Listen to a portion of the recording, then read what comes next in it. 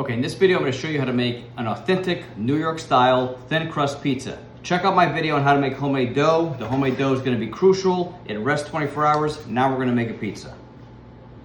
Now the dough recipe I shared with you will generate two 14-inch medium-sized pizzas.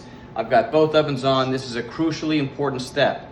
Get 2 pizza stones, preheat your oven for 1 hour. Now my oven has a stone feature.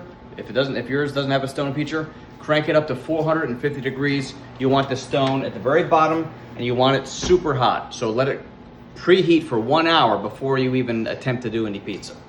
It's also going to be important for you to pull the dough out of the fridge about 30 minutes before you start to work it. You want it to be a little bit warmer, almost room temperature-ish. I mean, the center is still going to be cold, but you want it to rise just a little bit more right before we start working it. So the first thing you're going to do is you're going to take your first 14-inch pie and you're going to drop it in some flour and coat it on both sides.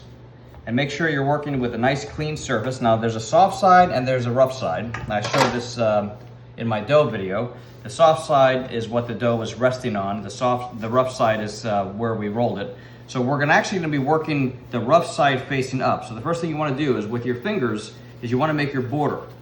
And you wanna do this, and again, don't go as fast as me. I mean, you gotta go to the speed that you're comfortable with, all right? The border here is going to be crucial. I'm going to dip my hand in a little bit more flour, and now I'm going to really define that border because I want to make sure that when I put sauce and cheese on the pizza, as it cooks and as that cheese gets hot, it's going to start to travel. And so the border is not only going to give us a nice crust, but it's also going to keep all of our delicious ingredients inside the pizza. Now, speaking of ingredients, we're using dry mozzarella cheese. I've got a blend of mozzarella, provolone, low moisture mozzarella, and whole milk mozzarella. And that blend of those cheeses should provide us a nice, delicious, balanced pie. We also have some pizza sauce, so you can buy some organic pizza sauce. You can make your own pizza sauce. I like to add a little bit of fresh basil in my sauce just to kind of bring it up. I've got grated pecorino romano, and I've got some oregano here too.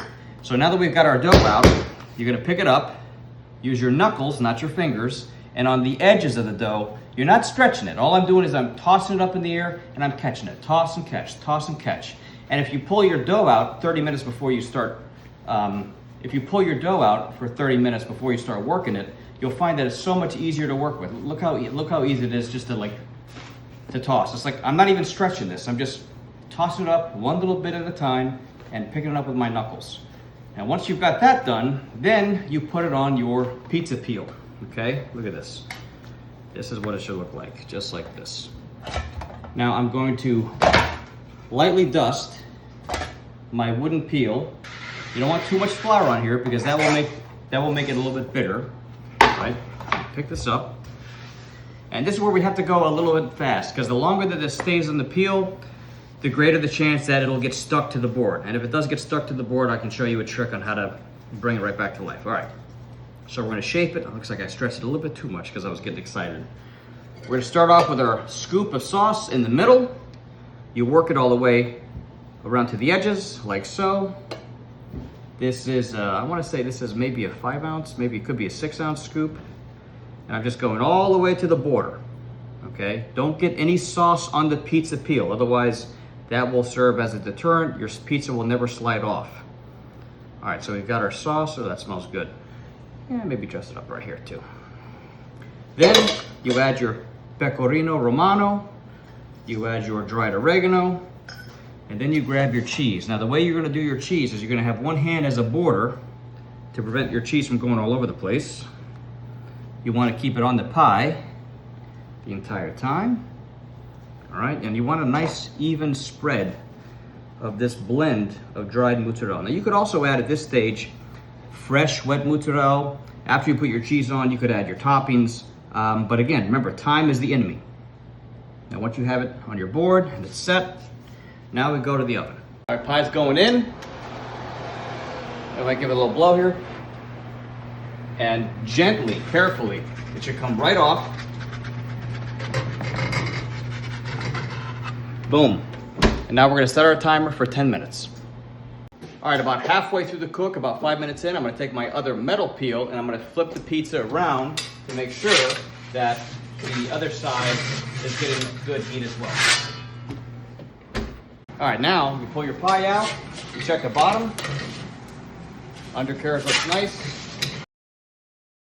Important to check that undercarriage. You see a nice golden brown color. We'll let it rest here. And then I've prepared some melted butter. So we're gonna actually butter the crust here. Oh, it's gonna give it a nice finish and a delicious flavor. Now again, this is just a cheese pizza, so you can add toppings, but you wanna add your toppings and let it cook at the same time. Keeping in mind that time is your worst enemy here. So now we're gonna cut this sucker. Start on one side, go all the way down the middle, and snap your knife. And then we'll repeat it, and then we'll repeat it again, and one more time, and now you've got a delicious New York style thin crust pizza.